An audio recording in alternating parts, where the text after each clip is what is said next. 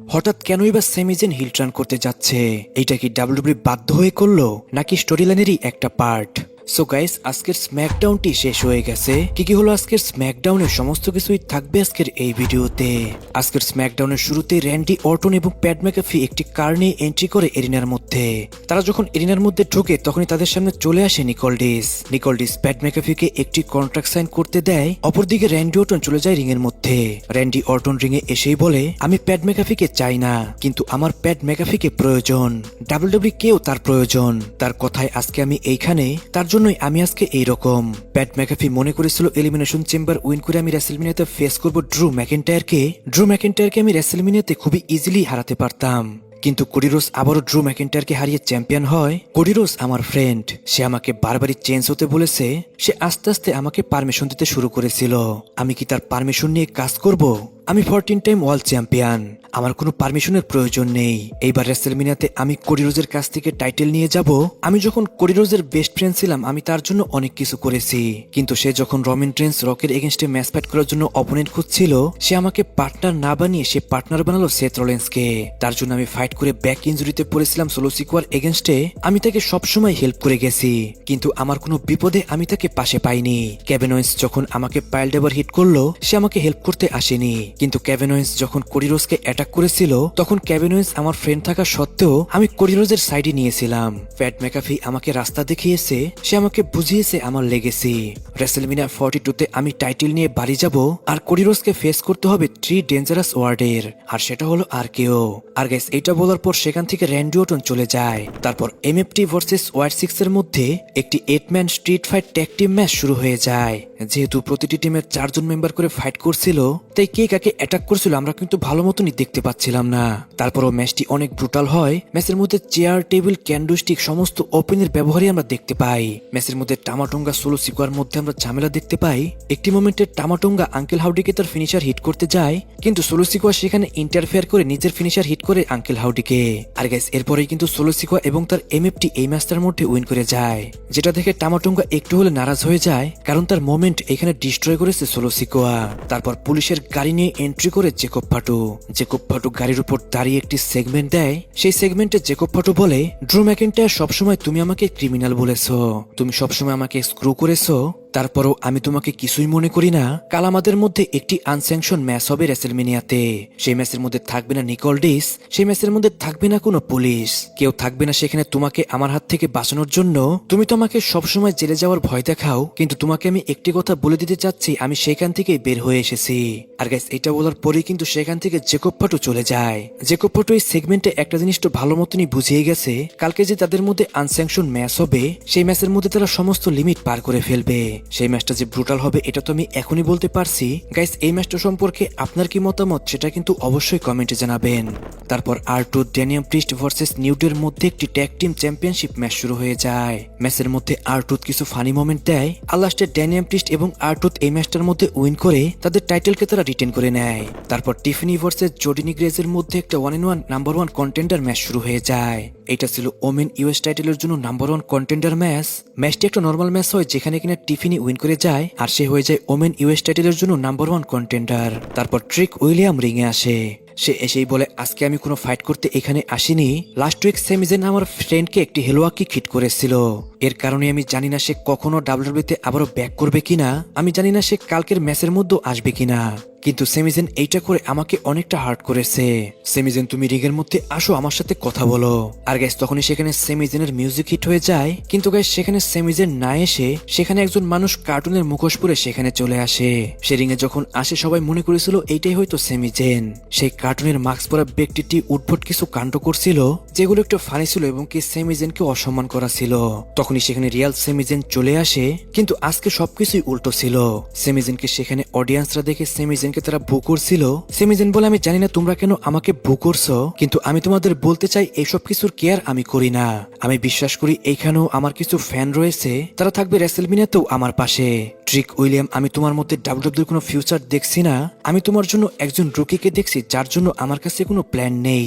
Trick William বলে, তোমার কাছে প্ল্যান না থাকলে কি হবে, আমি তো নিজেই প্ল্যান। আমি জানি তুমি ডাব্লিউডাব্লিউতে অনেক কিছুই আর্ন করেছো, তুমি একটু ভেবে দেখো তার পিছনেই আমার মতো রুকিয়ে ছিল। আর গ্যাস তারপরে কিন্তু এক কথায় দুই কথায় ট্রিক উইলিয়াম এবং কি সেমি জেনের মধ্যে ফাইট শুরু হয়ে যায়। প্রথমে সেমিজেন টপ রোপের ওপর দিয়ে ট্রিক উইলিয়ামকে ফেলে দেয়, আর সেমিজেন সেই মুখোশ পরা ব্যক্তিকে একটা হেলুয়া কিক হিট করে দেয়। তখনই পিছন থেকে আবারও ট্রিক উইলিয়াম রিং এর মধ্যে আসে, সে সেমিজেনকে একটি ট্রিক শট হিট করে। আর গাইস সব থেকে শকিং ব্যাপার এইটা যে আজকে সেমিজেন যাই যাই করছিল এবং কি সেমিজেন যাই বলছিল, অডিয়েন্সরা সেই পরিমাণ ভু করছিল সেমিজেনকে। এটার পিছনে দুইটাই কারণ হতে পারে, এটার পিছনে দুইটা কারণ হতে পারে। একটা বর্তমানে যে সমস্ত পরিস্থিতি হয়েছে ইউএসএ তে, এর জন্যই সেমিজেনকে সবাই সেখানে হিট করছে। গাইস এই বিষয়ে আমি ডিটেলসে কিছু বলবো না, কারণ এটা রেসলিং চ্যানেল, এখানে আমি কোনো আন্তর্জাতিক নিউজ নিয়ে আসতে পারি না। অপরদিকে আরেকটি কারণ হচ্ছে এখানে সেমিজেনকে ডাব্লিউডাব্লিউ প্ল্যান করছে হিল টার্ন করানোর জন্য। এখানে ডাব্লিউডাব্লিউর সেমিজেনকে হিল টার্ন করানোর প্ল্যান না থাকলেও আমার মনে হয় বাধ্য হয়ে হলো সেমিজেনকে হিল টার্ন করাবে ডাব্লিউডাব্লিউ।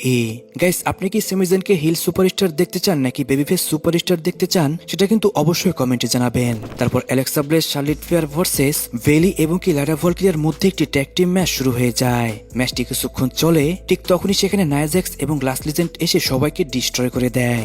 তারপর শুরু হয়ে যায় under the giant battle royale match, যে ম্যাচটা আগে ডাব্লিউডাব্লিউ করাতো রেসেলমেনিয়াতে, কিন্তু গত 2 বছর যখন থেকে রেসেলমেনিয়া 2 নাইটের হয়েছে, তখন থেকে ডাব্লিউডাব্লিউ রেসেলমেনিয়া হওয়ার আগের স্ম্যাকডাউনেই এই ম্যাচটি করায়।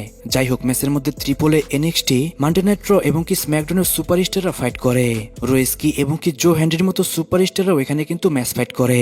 কিন্তু সব থেকে শকিং ছিল এখানে জনি গার্গানোর অবস্থা দেখে। ম্যাচ শুরু হওয়ার আগেও জনি গার্গানো রিং এর মধ্যে শুয়েছিল। এই জনি গার্গানো কিন্তু এনএক্সটির একজন সুপারস্টার ছিল, যাকে দেখে সবাই ভয় পেত। সে সেখানকার one of the best superstar ছিল, সে মাল্টিপল টাইম এনএক্সটি চ্যাম্পিয়ন ছিল। আর সেই জনি গার্গানোর আজকে এই অবস্থা দেখে আমার কাছে বিষয়টা অনেক বেশি খারাপ লাগছে। যাই হোক, ব্যাটেল রয়্যালটি শুরু হয়ে যায়, একের পর এক সুপারস্টার সেখানে এলিমিনেট হয়। লাস্টে সেই ব্যাটেল রয়্যালে অবশিষ্ট থাকে রোয়েস্কিস, ওটিস এবং কি টালাটোঙ্গা। টালাটোঙ্গা ওটিসকে এলিমিনেট করে, আর রোয়েস্কিস টালাটোঙ্গাকে এলিমিনেট করে, আর সে হয়ে যায় under the giant battle royal winner. তারপর কোডি রোডস রিং এ আসে। সে রিং এ এসেই বলে, গত 3টি বছর আমরা অনেক কিছুই দেখেছি রেসেলমেনিয়াতে। আমরা ফাইনাল বস রককে দেখেছি, আমরা ট্রেভিস স্কটকে দেখেছি ম্যাচের মধ্যে এসে ইন্টারফেয়ার করতে। এই বছর হবে গো হোম। কাল আমি ফাইট করব আমার মেন্টর র্যান্ডি অর্টনের এগেইনস্টে। সে বলেছে সে আমার জন্য অনেক কিছু করেছে এবং কি আমাকে অনেক কিছু দিয়েছে। কোডি রোডস আরো কিছু র্যান্ডি অর্টন সম্পর্কে বলছিল, তখনই সেখানে সিএম পাঙ্কের মিউজিক হিট হয়ে যায়। গাইস এখানে সিএম পাঙ্ককে দেখে আমার কাছে ভালো তো লেগেছে, কিন্তু এই জিনিসটা দেখে আমার একটু ফানিও লেগেছে। এখানে আসার কথা র্যান্ডি অর্টনের, কিন্তু সেখানে ডাব্লিউডাব্লিউ আনলো সিএম পাঙ্ককে। অডিয়েন্সরাও সিএম পাঙ্ককে দেখে অনেক বেশি খুশি হয়ে যায়, আর আমরা দেখতে পাই সিএম পাঙ্ককে তো কোডি রোডসের থেকে বেশি চেয়ার করছিল অডিয়েন্সরা। সেখানে সিএম পাঙ্ক বলে, আমি আজকে এখানে এসেছি ডাব্লিউডাব্লিউ এর টুরিস্ট রোমান রেন্সকে নিয়ে কথা বলতে। কোডি রোডস বলে, তুমি তো একদমই রেডি হয়ে এসেছো, কারণ একটু পরে হল অফ ফেমের জন্য শো শুরু হয়ে যাবে। গাইস আজকের স্ম্যাকডাউনের পরে কিন্তু হল অফ ফেম শুরু হয়ে গেছে। যেহেতু স্ম্যাকডাউনের পরেই আমাকে ভিডিও রেকর্ড করতে হচ্ছে, এই জন্য হল অফ ফেমে কি কি হচ্ছে আমি এখানে বলতে পারছি না। আর যতটুকু আমি জানি, হল অফ ফেমের যে শোটা হবে এটা কিন্তু ডাব্লিউডাব্লিউ লাইভ করবে তাদের ইউটিউব চ্যানেলে। যাই হোক, সিএম পাঙ্ক বলে, র্যান্ডি অর্টন আসলেই একজন ডেঞ্জারাস পারসন। কোডি রোডস তুমি শিখেছো জন সিনার কাছে, তুমি শিখেছো তোমার বাবার কাছে, আর আমি এটাও জানি র্যান্ডি অর্টন তোমার টিচার ছিল, তুমি তার থেকেও অনেক কিছু শিখেছো। এর জন্য রেসেলমেনিয়াতে তোমার র্যান্ডি অর্টনকে হারাতে খুব একটা কষ্ট হবে না। আমি জানি না রেসেলমেনিয়াতে কি হবে, সেখানে তুমি এবং কি আমি চ্যাম্পিয়ন থাকবো কিনা এটাও আমি জানি না, কিন্তু তারপরও রেসেলমেনিয়ার পরের যে মানডে নাইট রটি হবে, সেখানে আমি এবং তুমি দুইজনেই থাকবো। কোডি রোডস আমি তোমাকে নিয়ে প্রাউড ফিল করি। এইটা বলে সিএম পাঙ্ক সেখান থেকে চলে যাচ্ছিল, তখনই কোডি রোডস সিএম পাঙ্ককে থামায়। কোডি রোডস সিএম পাঙ্ককে বলে, কালকে তোমার ম্যাচ হবে ডাব্লিউডাব্লিউর বিগেস্ট একজন সুপারস্টার, যে কিনা টপ রেসেলমেনিয়া মেইন ইভেন্টর। সে আর কেউ নয়, সে রোমান রেন্স। আমি জানি তোমার জন্য এটা সহজ হবে না। রোমান রেন্স এবং আমরা যে রকম রেসলিং ফ্যামিলি থেকে বিলং করি, তুমি তেমন রেসলিং ফ্যামিলি থেকে বিলং করো না। তুমি এখন পর্যন্ত যা হয়েছে সব তোমার নিজের ক্ষমতায় হয়েছো। লাস্ট 10 ইয়ার্স যখন তুমি ডাব্লিউডাব্লিউতে ছিলে না, তখনও অডিয়েন্সরা তোমার চ্যান করতে ভুলেনি। আর যখন তুমি ডাব্লিউডাব্লিউতে আবারও ফিরে আসলে, অডিয়েন্সদের সেই চেয়ার আরো বেশি লাউড হয়ে গেছে। আমি তোমাকে নিয়ে প্রাউড ফিল করি সিএম পাঙ্ক, আমার বাবাও তোমাকে নিয়ে প্রাউড ফিল করতো। আর গাইস এটা বলে কিন্তু কোডি রোডস একটু কেঁদে দেয়। তখনই সিএম পাঙ্ক সেই ইমোশনাল অবস্থায় কোডি রোডসকে একটু শান্ত করে। আর গাইস এরই মাধ্যমে আজকের স্ম্যাকডাউনটি শেষ হয়ে যায়। আজকের স্ম্যাকডাউনে সেরকম কোনো ফাইট ছিল না, কিন্তু ব্যাটেল রয়্যালটা অনেক ভালো ছিল। গাইস যারা যারা এই পর্যন্ত ভিডিও দেখছেন, অবশ্যই কিন্তু ভিডিওতে লাইক এবং কি কমেন্ট করতে ভুলবেন না। যেহেতু রেসেলমেনিয়ার আগে এটাই আমার লাস্ট ভিডিও, এর জন্য একটা নিউজ আমি এখানে দিয়ে দিচ্ছি। গত একদিন আগে ডাব্লিউডাব্লিউ একটি রোমান রেন্সের ভিডিও আপলোড দেয়। যায়। সেখানে রোমান রেইন্স তার গাড়ির মধ্যে ছিল, সে গাড়ির মধ্যে থাকা অবস্থায় সে সিএম পাঙ্ককে এমন ভাবে ওয়ার্নিং দেয়, সত্যি কথা বলতে এইটা দেখে যারা রোমান রেইন্সের ফ্যান না তারাও কিন্তু রোমান রেইন্সের ফ্যান হয়ে যাবেন। রোমান রেইন্স একদম সিনেমা স্টাইলে সেখানে ওয়ার্ডগুলো বলছিল। সিএম পাঙ্কেরও একটি ইন্টারভিউ নেয় কোরি গ্রেভস, সেখানেও সিএম পাঙ্ক রোমান রেইন্সকে কিন্তু অনেকভাবে ডিস্ট্রয় করে দেয়। রোমান রেইন্স সিএম পাঙ্কের সেরকম কোনো ফাইট না হলেও তাদের যে রাইভালরি সেটা কিন্তু প্রোমোর মাধ্যমে একদমই ব্রুটাল হয়ে গেছে।